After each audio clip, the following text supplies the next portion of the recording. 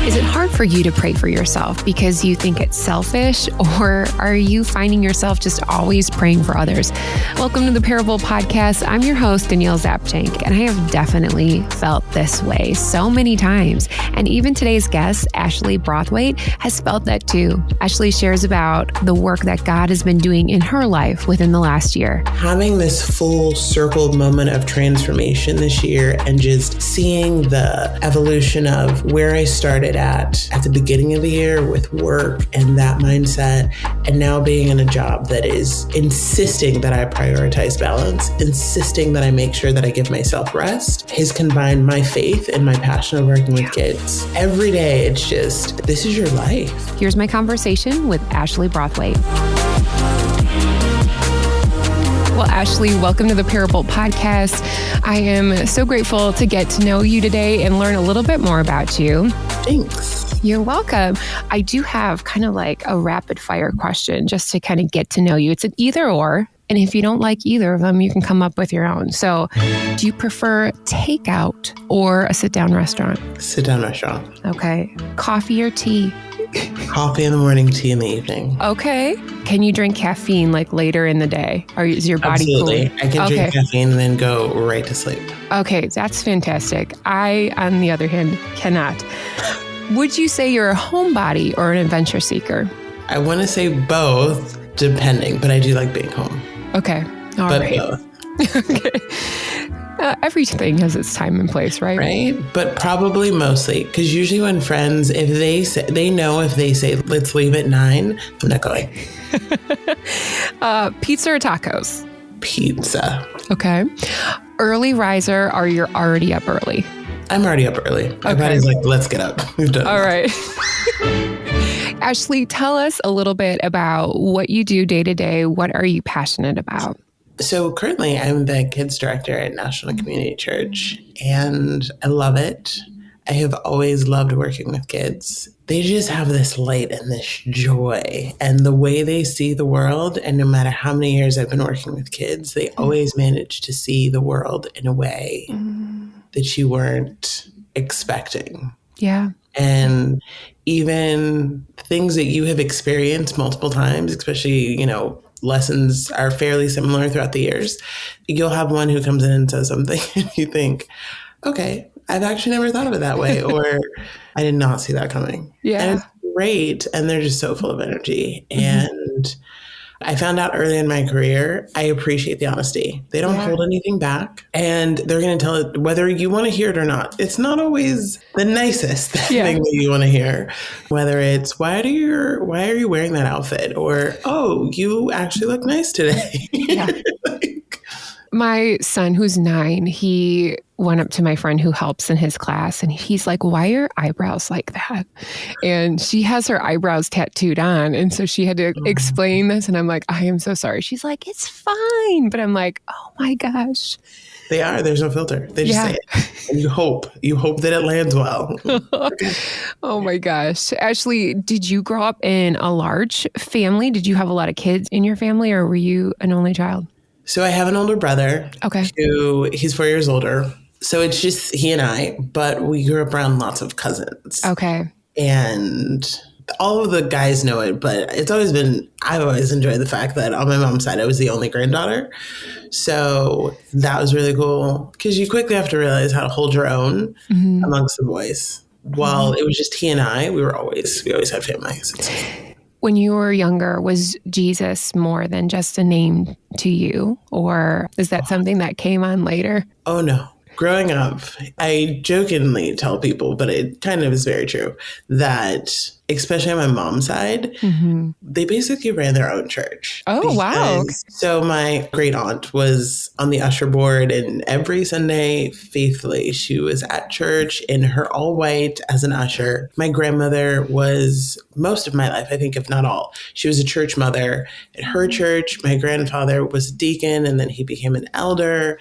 My mom has always instilled church in us. It was just, we knew Sundays, unless it was some rare turn of events, we were in church. My brother and I joke, because we didn't realize until maybe 6 or 7 that everyone doesn't go to church on New Year's Eve. Yes. wait a minute, you guys went in church? Isn't that where we're supposed to be? Yeah. That was interesting, but church was absolutely a heavy role in our lives. In my dad's side of the family, they live in Jersey, and we actually have a family church. All of the family goes there. Any weddings, funerals, events, family events, non-family events, always happen in the family church. So church is definitely a place that has always been the center of our family. I think that's really important, like setting that foundation. But I know for myself, it is that foundation, but then you have to kind of choose to build and construct your own faith.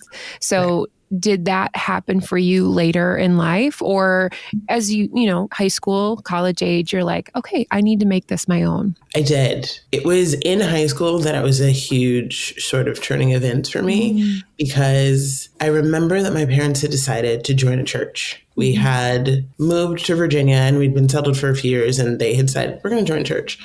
And to me, I wasn't moved to also join the church. And it was a bit of a tough conversation. I wasn't excited to go to church as I had been in the past. Yeah. And I remember my dad he was bothered by the fact that I didn't want to go through the process with them. And I called my grandmother, the church mother. Motherland. And I expected her to say, you need to do what your parents say. You need to listen to them and you need to follow those instructions. And she didn't. And I think had she have forced me, or she would have taken my parents' side, it would have probably changed my walk with God. She actually said, I've always taught you all, church is not a place. It's something that you need to create within you. And that's what's going to lead you. And it's not this church for you, but you'll come a time when you go into a church and you just connect with it and it feels like home to you. And until you find that, you continue to try different churches. You continue to read your Bible, do your devotionals, and make sure you're praying. We are a very praying family. And I think that gave me such ease to say, okay, if she's not telling me that I'm a bad Christian, I'm okay. And I will find my way. It was so very comforting. And as I got older, you go to college, with friends and stuff, we always prayed before we ate, and we did talk about God, but we weren't regularly going to church. And then I moved back. I would go to church here and there, but still wasn't regularly going to church. And also just in Black churches, service is very, very long. Yeah. And that's also not, as a kid, that was not appealing. You're like, it's been 3 hours. Okay. Yeah. I'm very hungry and tired. He doesn't sound like he's wrapping up. So that was the other thing. And then I remember my mom we would always watch different services online. And then she had found a church and she said, your godmother recommended it, who lives in Florida, but the church is here. And she said, I'd love for you to try it. Please come with me. And my first question was, how long is service? And we ended up going, and I thought, I like it. Yeah. Okay, we'll continue to do that. And interestingly enough and wonderfully enough, it is National Community Church. Oh, wow. And I know. And it has felt like home. And I've continued to go. And I've been more intentional about, I'm going to make sure that I'm going. I'm going to make sure that I'm listening to sermons and doing the work, because this is my relationship as an adult. And I need to make sure that I'm nurturing that and really focusing on that and prioritizing it. Yeah. And so how long has it been that you've been at National Community? I have been at National Community Church I think I'm going into year 6. I appreciate your church mom giving you that direction, even though you were like, wait, what? That's what wasn't what I expected. I think so often it's easy for us to like, okay, well, even if you don't like it, you have to keep going. You have to keep doing this. And I mean, also at a high school age, you're like, I'm trying to respect my parents. I was having a conversation with a friend the other day, and I don't know about in your church, but there's a lot of people that just say, I need to be spiritually fed. I need to grow. And I thought to myself, we don't go to a grocery store or a restaurant and then ask the person to prepare it and then feed us. Like we do that ourselves. And so it takes time. And I love that she's like, you need to keep praying. You need to keep reading your Bible, because God will show us how to get there. But in the meantime, we have to have some buy-in for ourselves as well. Like, it is a part of us. We can't expect everybody else to just do it for us. So that's great, Ashlei. Before we get into your parable, I'd love to know, like, what is something that you have been so proud of from 2022? Probably is my story. Yeah. Okay. This year has been incredibly transformative. And as I look back, it's been an intentional build. And I do find that the more this progresses, the harder it gets sometimes with the decisions that I have to make. But it is so, the backside and the results that have come from it have been, one, incredibly unexpected, and two, so fulfilling. All right. Well, Ashlei, I'm excited to hear what transformation has been happening. So, Ashlei, I'd love to hear, what is your parable story? My parable story is, I am very much a person who, I have patience. I have all of the patience in the world for kids. Sometimes I surprise myself with how much patience I have with life. I'm like, God, when are we going to get this done? My friends know that in my private conversations with God, I refer to him as JC. So when things happen, I'm like, JC, we got to talk. Yeah. This was a tough one.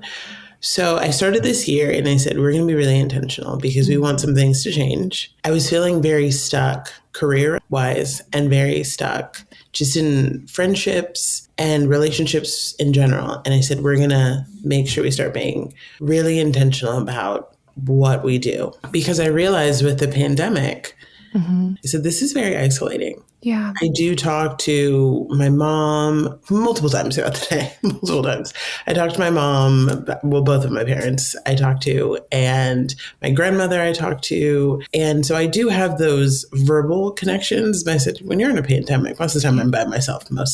With work, I ended up throwing myself more into work. Yeah. And I lost the balance. It was all work and just constant work. And the work was so demanding. I just wouldn't set boundaries and say, okay, this is too much, or no, we can't email at midnight and want a response. And so I started this year off and I said, okay, I'm going to make sure that I'm intentional in my prayer, intentional in every single Sunday. I'm putting aside time for church. I'm not going to say, okay, well, I'll catch this one online because I've got work to catch up on. I'm going to create the time and prioritize and make sure that there's nothing going on. I did not set enough of a boundary because I allowed it to happen at 1. I was like, okay, I'll do nothing till 1 p.m. But it started off with good intentions and I kept to it. And it was interesting because I got pushback from work. It was so strange. And I thought, but this is my religion. I shouldn't have to explain that. And so it was like, okay, well, fine. We'll say then after 1. And then I did the same with friendships and family relationships. I said, if it's not intentional and I'm pouring into others and I don't feel like I'm being poured back into, I'm not going to continue to put the same effort because I know that I'm an all or nothing. I'm an all in person. I like to give all of myself. And if I feel like I'm not getting back, I just can't anymore. So I started to do that because I was realizing that we always talk about pendulum swinging back and forth. I went from being isolated to, I'll just commit to every social event and being exhausted. Okay, great. Yes, we had fun. We had memories. I'm tired. I'm burnt out from a lot of stimulation. So I started to say no to things. And be okay about saying no to things rather than guilting myself into, well, you don't go out and do stuff. And I would have friends who would say, well, we would love for you to go out, but you're always working. And normally I would get really defensive about that and say, well, you're right, I'm working, but I like my work and work is a priority. And I needed to step back and say, is it that work is a priority or is it that work has been so constant that it has just become all encompassing? So I had to step back and take accountability. I said, if I'm expecting this from friendships, I've got to be accountable for the feedback I'm getting. And I said, okay, so here are the new boundaries. It was like every month I was checking in with myself and I was like, okay, JC, it's that check-in time. We got to sit down and talk about this. What are we doing? There was 1 month that was insane. And there were so many social events. And I thought, I know I prayed for intentional time, but this is a lot. And as I was sitting and processing, it was the voice of, but are you setting boundaries? Are you taking on too much? And is this pouring into you? Yeah. Because yes, I can say, I was there for you, I was there for this, I was there for that. But is it pouring into you? If the week ends or the month ends and you're exhausted, you probably weren't the right decisions. Yeah. And I thought, okay, God, that's fair. So I started saying no to more things. And then my new boundary was I have to start prioritizing personal relationships over work. Because if my friends feel like you're not making time for us because you're always working, that's important to me to know. Yeah. And so I've got to make that shift. And then I realized your work-life balance is not working. You spend so much time working at home and there's just not enough space here. Yeah. So we should start considering moving. I remember towards the end of March, I had a friend come over and we went through and answered these really deep, intentional questions about where do you see your life at the end of the year? What if ideally, if you could change things in the next 5 years, where do you want them to go? What do you want them to do? Career, friendships, romance. It was good 10 questions. And then after we did that, we wrote them down. Well, we wrote them down on an envelope, sealed it, and we said, we'll look at it next year. Okay. And then we prayed over them. What I did not see on the back end is that God said, okay, I hear you. I'm writing it down. I'm putting this into action because this is what you asked for. Yeah.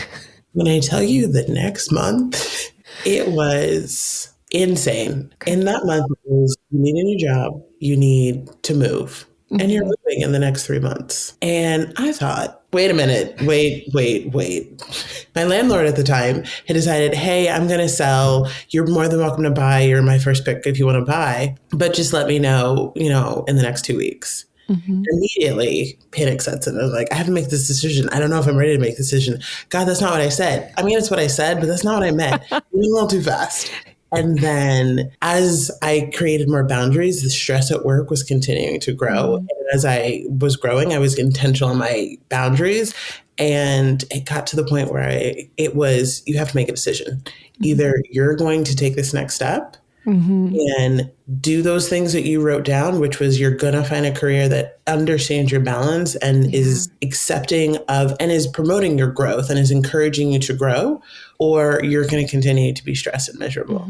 Again, all of this is in 2 weeks, in a 2-week time frame of when I wrote all of this. And so I'm stressed, I'm overwhelmed, and I thought, this is insane. And I called my mother, my mother's my favorite person on the planet. And I call her and I tell her all of this. And she says, okay. No extra information, Mom, right? Mom, she said, this is great. It's not great. I don't know. I'm stressed. I'm panicking. This is not great.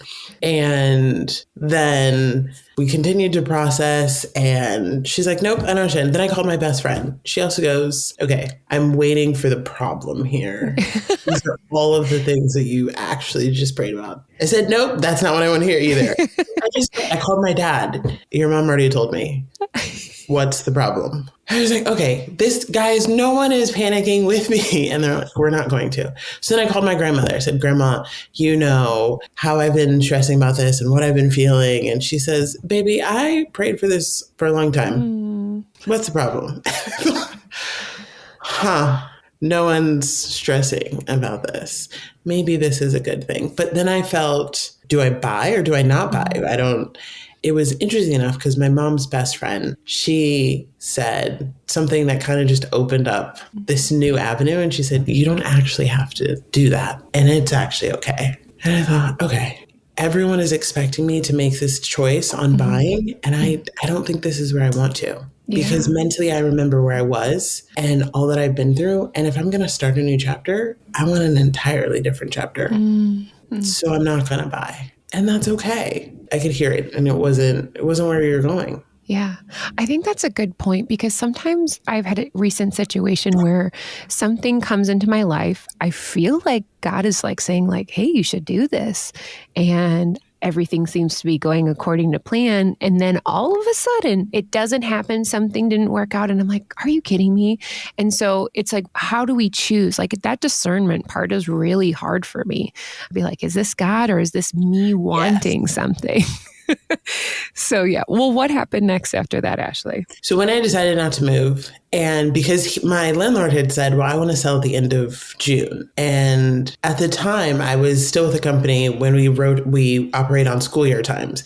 And I'm thinking, that's right as things are wrapping up. And so when she said that, and she said, you don't actually have to. And also, you and your landlord have a great relationship. Why don't you just ask him to push it to the end of the summer? I'm sure he'll do it. And I did. I had the conversation with him, and he said, sure, absolutely. Let's just go to the end of August. Oh, okay. Cool. We can check that box. Great. Not hyperventilating. And then my mom said, well, now that you've made this decision, this is great. You have all summer to not stress yourself out. You can go through everything and decide what you want to move and what you wanted to get rid of because you've been wanting to do that anyway. Okay, things are good. Then June hit.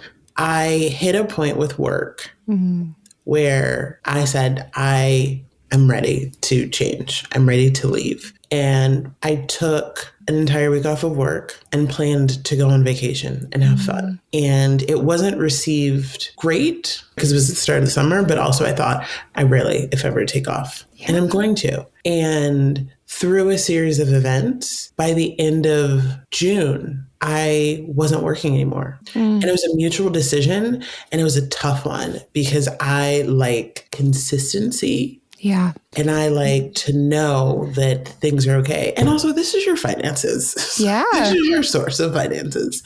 And I was so nervous because I thought, when it first happened, I thought, financially, I'm okay. And I will be. In addition to the job I had, I also have my own company where I tutor. And I said, so financially, I'm okay. That lasted a month where I was like, I'm good. I'm fine. I'm enjoying and I'm taking this break. And then I started to panic and I thought, okay, well, it's been a month and the month has been great. I've been able to rest, catch up, relax. But now, how much longer is this going to go? I'm doing the math and I'm wondering how much longer this is going to go. Like, we got to get serious because I had applied for a job in June and the interviews had gone great. And then I heard nothing. Yep. And I had other offers come in, but they weren't something that I got really excited about. And I'm thinking, I really like this job that I've applied for and that I did get these rounds of interviews for. And I keep emailing, but I'm not hearing anything back. Also, what's going to happen when I am ready to move? And they say, oh, where do you work? And I go, for myself. What am I supposed to say in these situations? And I started to get really tense. And again, it was, are you being still? Are you being calm? I thought, okay. So then I got COVID. Okay. I didn't have a choice. Yeah. I had to sit. And my mom actually said, she always leads with prayer, always. She goes, this is actually a good time for you to sit and, really focus on things and making sure you're continuing to declutter and prepare for the move. And what are your next steps? And me, I like list, I like plans. It's like, well, I don't have time to do that. I don't have time to stress. And she goes, you have COVID. Yeah. You're not going anywhere anyway. So I did. I had another conversation. I said, okay, God, here we go again. What are we doing? And I just really was praying. And I said, if this is not it, maybe I should consider a different career. Maybe I don't work in a field with kids anymore and I just need to figure it out. And maybe I go back to school for a different degree and try a different avenue. I guess something happened in that week. He works fast. Although there are definitely times where like, God, you're not working fast enough, but he works fast. I randomly, and to this day, none of my coworkers remember it. I was on my phone on social media and I saw an announcement that said, we're hiring for a kids director. And I thought, is that you? God, is that you? What? Yeah. And I immediately went to the site. Mind you, I go to church every Sunday. It hadn't been announced. I hadn't heard anything. Also, one of my good friends is on staff. I hadn't heard anything. I go to the website. I see that there's an opening.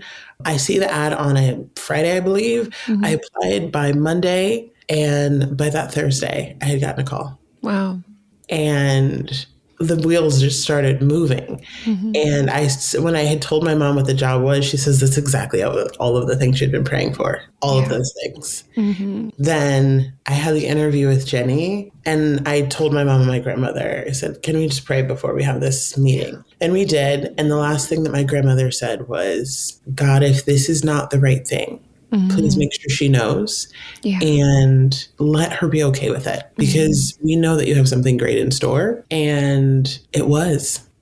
And it's interesting because in my first interview with Jenny, my boss, at the end of it, she said, let me pray for you. And she actually said that at the end. She said, if this is not the right job, let it be okay. Yeah. And it was just the reassurance that I had this woman who I trust so much, who, mind you, this was the same grandmother who, when I was a teenager, said, it's okay if you don't want to join that church. It's okay because you'll find a home, is now saying a prayer. And then this woman who is my potential boss is saying the same prayer. And I said, okay, God, I see what you're doing. I got it. I'm on it.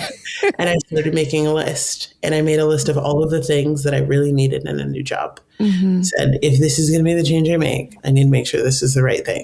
And with each interview that I had, it was actually 5 rounds. Wow. And they were all great conversations.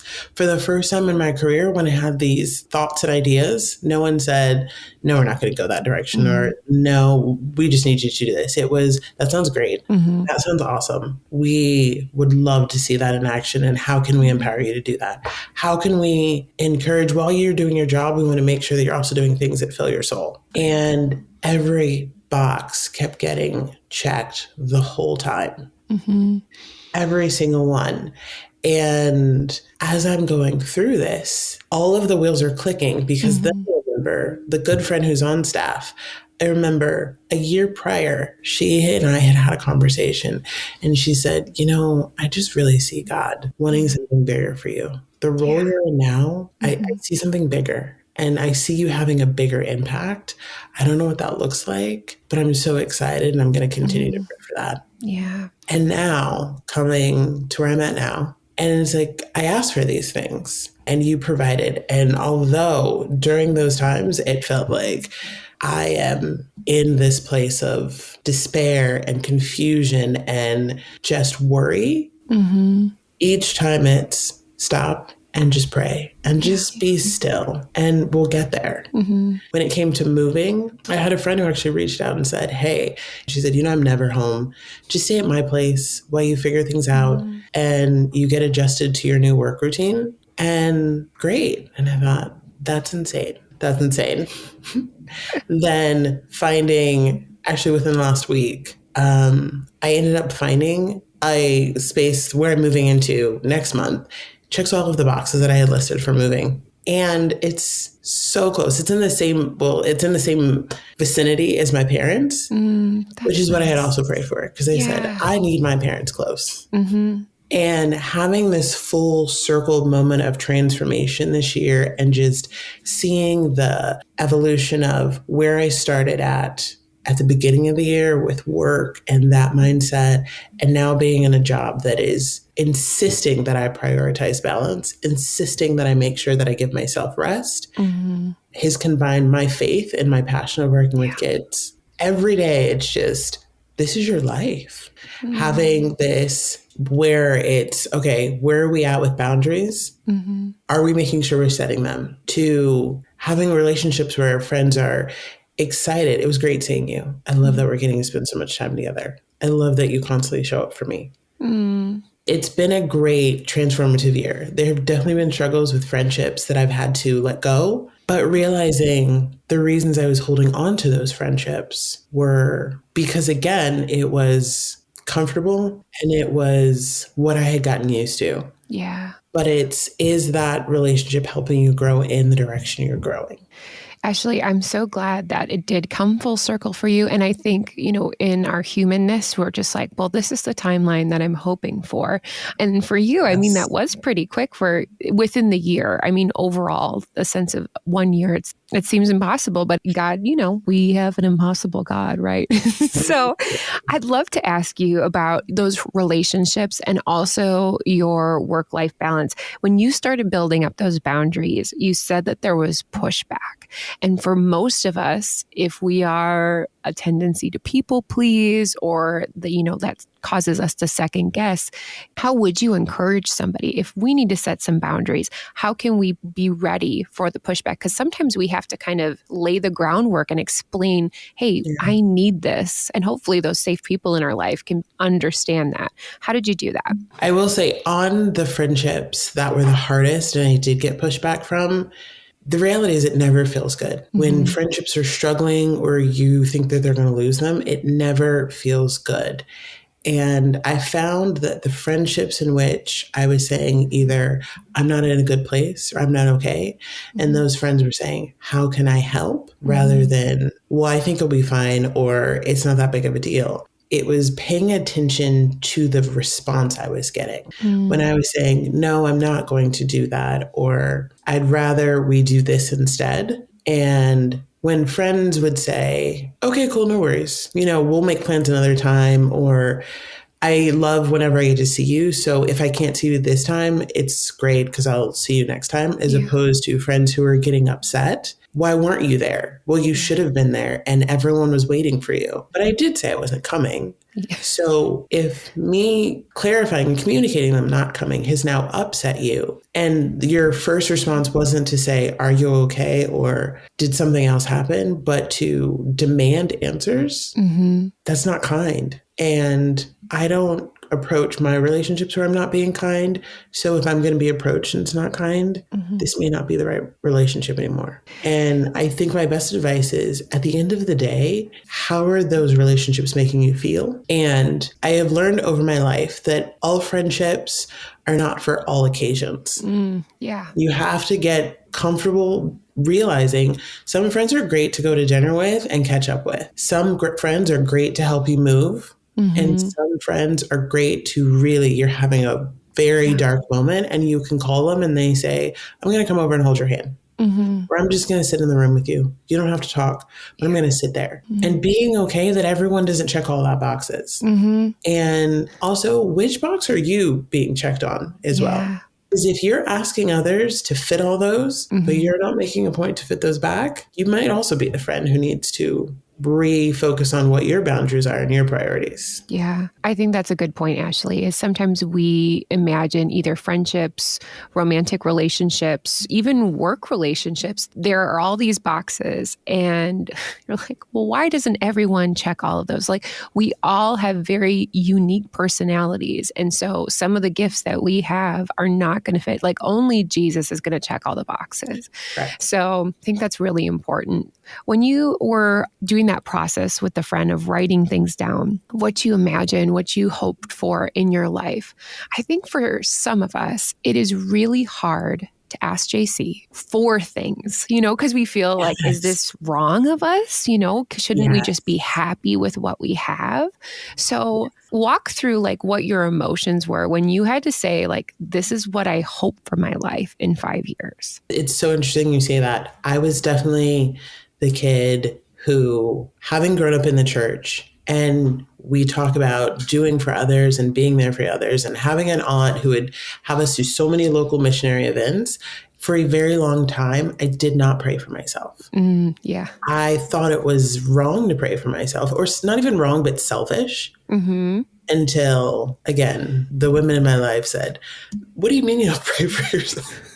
I pray for myself every day. I pray for you, but I also pray for myself. I think that's when I started getting more intentional in my prayers is I can ask him for, he already knows I want the thing. So me saying it out loud doesn't change that I wanted them. So it was being able to say, I know that you have a plan and I know that the steps you have for my plan are often, sir, often not on the timeline I had envisioned. Because if you would have, because all of even those financial moments where I'm thinking, God, I'm looking at my account and I'm going through savings and I need to know, and I'm getting stressed. And then the next week, it's like another bill is paid, and you're like, could you have sent like a poster or something that it was going to be fine? No? Okay. So being able to understand that although he's on a different timeline, if you are not intentional in those prayers, you might end up with what you didn't ask. And now I can look back and laugh because I said I did pray for a new job and I did pray for a new space, but I wasn't specific on the timeline. So he said, this is what you want here. and I appreciate you. Your timeline was not appreciated, but I appreciate where we're at now. Again, a post-it note, sir, would have been great to get there. I'm working through a message, and I think I'm going to be walking through like angels and like when messengers have been sent. And why can't you just send like a spiritual postcard or something that I don't know, maybe it's in that process that we are continually to pray for ourselves, just draw us near to God, because that's what he's needing from us, is just to continue to grow in that muscle of learning how to do that. And sometimes it's never going to be perfect, because you mentioned we feel that sense of panic. And so instead of, backtracking, how did you overcome that panic and kind of choose to like keep going forward in that? I cannot take credit for that. I can say the advice I was told to do and what I now do when I start to worry. Just with my anxiety, I know there are so many scriptures that tell us to leave our anxiety with God and to not worry. And, God gives us patience and he gives us peace. And I often say, JC, you might have given me that enough. I think when you were giving out peace, you said, I'm gonna get, maybe your cup was empty that day. But my mom, when I do worry, my mom, especially in the midst of all that, when I was super anxious, my mom said, okay, you feel like he's not listening. I want you to write down every time you've prayed and he's followed through. That's a good one, Mom. After you get, I know, she's deep, and sometimes she gets you off guard and you think, well, okay. And after 10, you think, I get it. I get it. Why she said, you can't. There's so many pivotal moments in my life with health struggles and just even over the course of my career, every job has been a building block and prepared me for where I'm at now. And at the times it didn't see it. On my hardest days, I didn't feel it. But when I think of all of those blessings and the lessons, it's incredible. When I think of the people that he's brought into my life that have changed me so much, it's incredible. And you think, you're right. He always gives us exactly what we need when we need it. Ashlei, do you think that you will go through this exercise again of writing down these questions, or you're like, I'm just need a minute? Or is this a practice that you think you want to invest in again in the future? This has become a regular practice that I do. And when I do start to get stressed, I go through it and I say, remind yourself of all of the moves he's made. Even during the interviewing process for the job I'm at now, there were 2 weeks where I hadn't heard back. And I was starting to get stressed again because I thought, oh, great. Now we're going to go down the same loop we did with the last job. And it was in the day that I was super stressed. And I thought, Mom, I don't know what's going on. I haven't heard anything. I don't want to keep sending emails. I got a call and said, I know you're probably feeling a little stressed. Don't worry about it. Things are happening. It is coming. I'm trying my best to make it go faster. And I said, wow, okay. I said, I was just in my car praying loudly because, okay, God, okay. And I find that I used to struggle. I feel like whenever we have to be humbled, sometimes we struggle with that. Yeah. And now I look forward to those moments where he's like, can you just relax now? Can you listen? Because I got you. I always have you covered. Can you please? Yeah. And I look forward to those moments. And sometimes I think, I know what's coming. I don't know when it's coming, but I know it's coming. And things are going to work out. And it's going to be okay. And it's a nice reminder. And you know what is actually the funniest part of the interview is right after I accepted my position, I finally heard back from that company and they also offered me the job. Wow. And then I heard back from another company that I had applied to but never interviewed for me. And they also told me I got that job.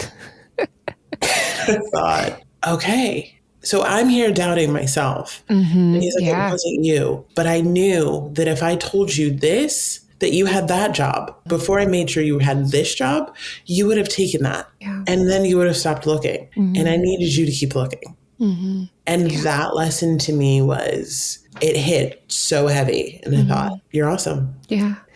Ashlei, I appreciate you just sharing, because in the reality, like when we share like our stories, like sometimes you're like, well, I'm just getting a job. It can seem very mundane on the outside. But I mean, this is like the questions, the things that run through our head on the daily. And we're like, does anyone else feel like this? And the reality is, yeah, we do. So I appreciate your honesty and just authenticity of saying, like, these are the challenges that I was working with, and this is how God was faithful. And he continued to provide even when I panicked and was questioning boundaries. So I so appreciate this time with you, Ashlei. If people wanted to get connected with you, how can they do that? They can follow my Instagram. It is Living Love Romanticized, but it's probably going to change. All right. Well, all of Ashlei's information will be in the show notes. Ashlei Brathwaite, thank you so much for being on the Parable Podcast. Thank you. I love that Ashlei refers to Jesus as JC. It really brings a smile to my face. And it just reminds me, he is our closest friend. And I just find that endearing that he wants to share every second of our life. To connect with Ashlei, go ahead and visit DanielleZapchenk.com. All of her information will be found there. Here are 2 takeaway questions from Ashlei's parable. Number 1, what desires do you need to write down right now? What is on your heart? I love that Ashlei and her friend had that moment where they went through a bunch of different questions. They sealed it up in an envelope and they're just seeing God work. And sometimes that is not exactly on our timeline, just to be open and honest with him in that practice, that experience. Number 2, for our relationships, is it time for you to start thinking about boundaries and maybe recognizing if you're trying to have a certain person in your life, check all of these types of qualities and traits off. We can't be everything to everyone, as Ashlei said. So maybe just take some time to reflect on these relationships. Are we trying our best to make this work? And it's just in a different season right now. So it's a good time to reflect and think through this process. Thank you so much for listening. You could subscribe to wherever you listen to podcasts on Apple or Spotify or even on YouTube and leave a rating or review. That really helps people find out about the show. Thank you to my technical producer of a husband, Eric, for editing this podcast. That is going to do it for today. I'm grateful that you took the time to spend it with me. I'm honored that I get to hear these stories over and over again. Remember, your parable showcases a God who wants to provide the true desires of your heart. We'll see you back again next week on the Parable Podcast.